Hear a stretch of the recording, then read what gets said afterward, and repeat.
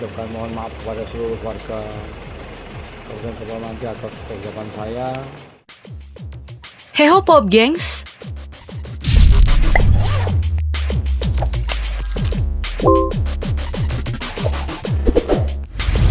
Setelah cukup lama namanya tidak terdengar pasca statement beraninya yang sebut bakal keluar dari Indonesia. Kalau Bapak tak mau ngurus kami nih, kasihkan kami ke negeri sebelah. Muhammad Adil, Bupati Kepulauan Meranti, terjaring operasi tangkap tangan KPK. Siapa Muhammad Adil? Seberapa banyak harta kekayaannya? Dan apa-apa saja kontroversi yang mengikuti rekam jejaknya? Mari kita bahas.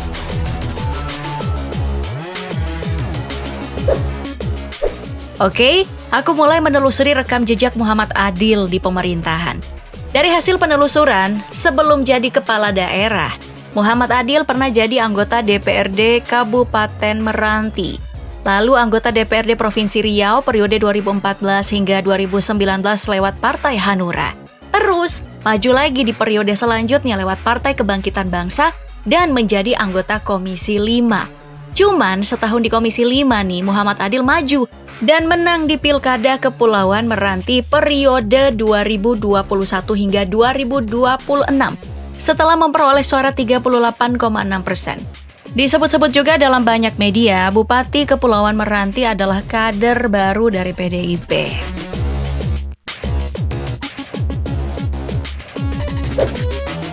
Ini nih yang jadi masalah. Baru kurang lebih setahun menjabat, Muhammad Adil muncul dengan kontroversinya. Yang pertama, Muhammad Adil pernah mengeluarkan statement panas ke Kementerian Keuangan pada Desember 2022.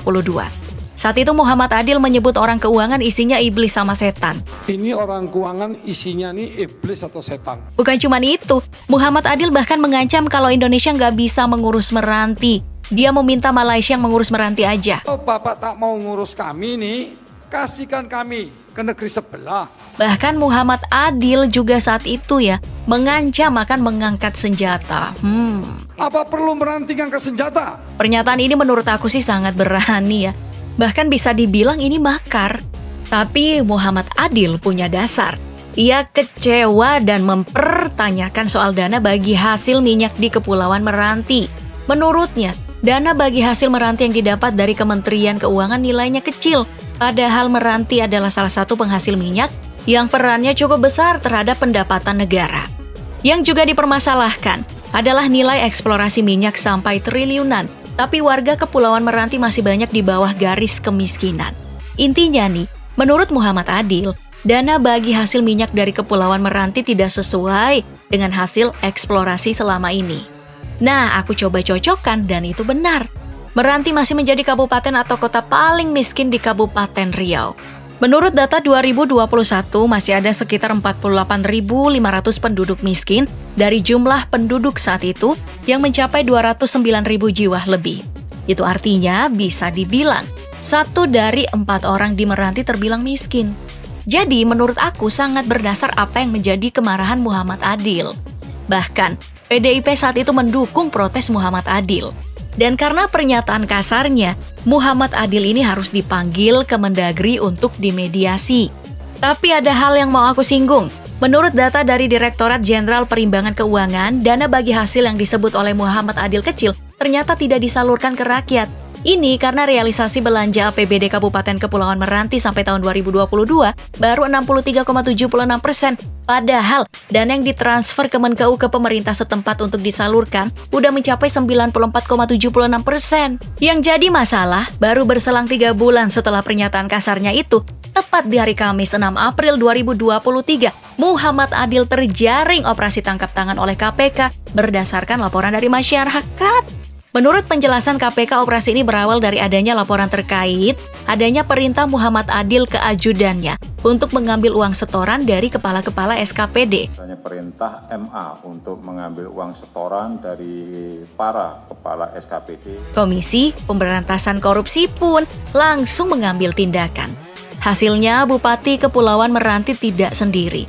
KPK juga menyebut ada 28 orang yang ikut diamankan di 4 lokasi yang berbeda terkait OTT ini. Dari kegiatan tangkap tangan ini, tim KPK mengamankan 28 orang. Di antara puluhan orang tersebut, KPK memastikan kalau sejumlah pejabat strategis di lingkungan Pemkab Kepulauan Meranti dan pihak swasta juga terlibat. Ada sekretaris daerah, kepala dinas dan badan, kepala bidang, dan dari pegawai Badan Pemeriksaan Keuangan. Itu artinya ada korupsi massal di tubuh pemerintah Kabupaten Meranti. Lebih lanjut, dari puluhan orang yang terjaring, 8 orang dibawa ke gedung KPK untuk menjalani pemeriksaan lebih lanjut.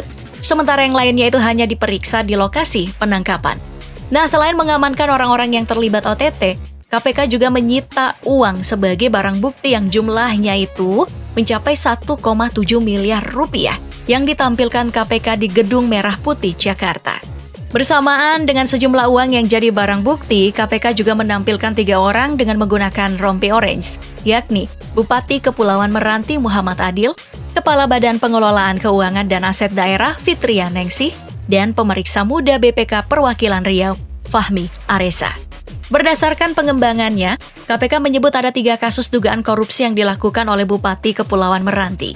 2 kasus pertama yang jadi sangkaan adalah pemotongan anggaran operasi perangkat daerah dan suap fee jasa travel umroh. Pemotongan anggaran, kemudian dugaan korupsi penerimaan fee dari jasa travel umroh. Sangkaan lain yang menjerat Muhammad Adil adalah suap terhadap auditor Badan Pemeriksa Keuangan. Pemberian suap pengkondisian pemeriksaan keuangan tahun 2022. Biar kabupatennya dapat opini wajar tanpa pengecualian.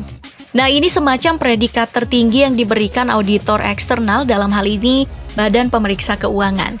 Maksudnya, wajar tanpa pengecualian itu adalah agar laporan keuangan Kabupaten Kepulauan Meranti yang diperiksa itu data yang wajar.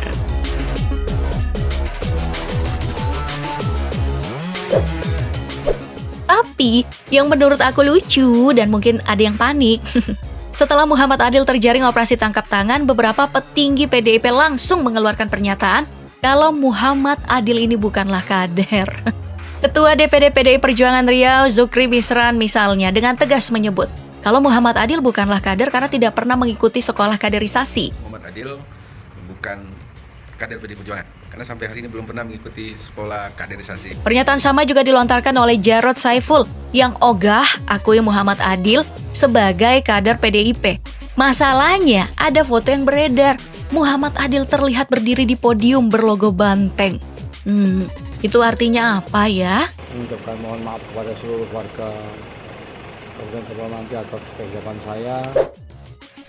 Nah, setelah kasus ini riuh, aku langsung cari tahu nih, seberapa banyak sih harta kekayaan yang Muhammad Adil punya? Nah, dari hasil penelusuran aku, total kekayaan Muhammad Adil yang dilaporkan oleh LHKPN untuk periode tahun 2021 itu mencapai 4,7 miliar rupiah. Alat transportasi yang Muhammad Adil punya memang tidak banyak. Cuman ada 4 buah sepeda motor dan 1 mobil Honda Brio yang totalnya 147 juta rupiah. Tidak ada deretan kendaraan mewah di laporannya. Tapi yang fantastis adalah tanah dan bangunan yang Muhammad Adil punya. Totalnya itu ada 73 tanah dan bangunan yang Muhammad Adil punya tersebar di Kepulauan Meranti dan Kabupaten Bengkalis. Wow, tuan tanah dong ya. Total tanah dan bangunan yang ada itu mencapai 4,3 miliar rupiah. Sementara kas dan setara kas itu totalnya 244 juta rupiah.